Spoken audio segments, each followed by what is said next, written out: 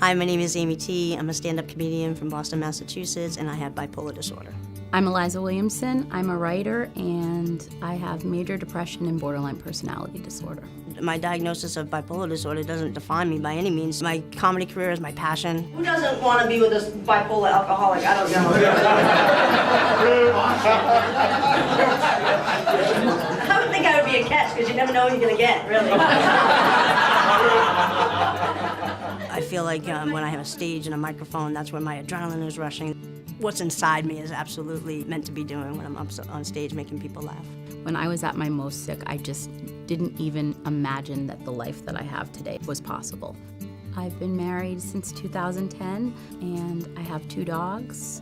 I'm an auntie, which is like the best thing on earth. At my most sick, I had a lot of problems. I stole money from the agency that I helped to found. I had to get hundreds of stitches from self-injury, gave myself multiple concussions, and I lied to and tested everyone who knew me and loved me, especially my mom.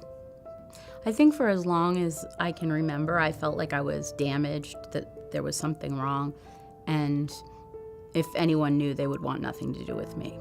I definitely kept it a secret. But I think the stigma is more, it's a bigger picture of mental health. Nobody thinks about, mental illness as being an illness. We live in a society where if you break your leg, everybody runs to sign your cast. And if you have cancer, there's a meal brigade set up with casseroles. But if you say you're depressed, people are stymied. And that's stigma. We're just really accepting of any part of the body breaking down except the brain. NAMI has helped me in a lot of ways. NAMI has given me that feeling of like there's a camaraderie in a family sense. I came to NAMI later in my recovery, and I'm just so struck by how much there is, how much NAMI does for people. And I wish I had known about NAMI sooner. The walk is important for NAMI. It raises like so much money. It was like over $500,000 this year alone.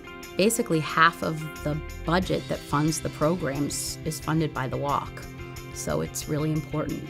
I had the pleasure of speaking at the walk. There's such positive energy that it's so contagious that you can feel it just ripple.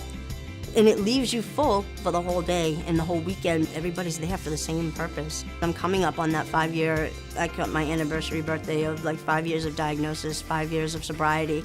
Every day that I wake up, I know I'm moving forward in the right direction. I know being involved more with NAMI is definitely speaking to my soul.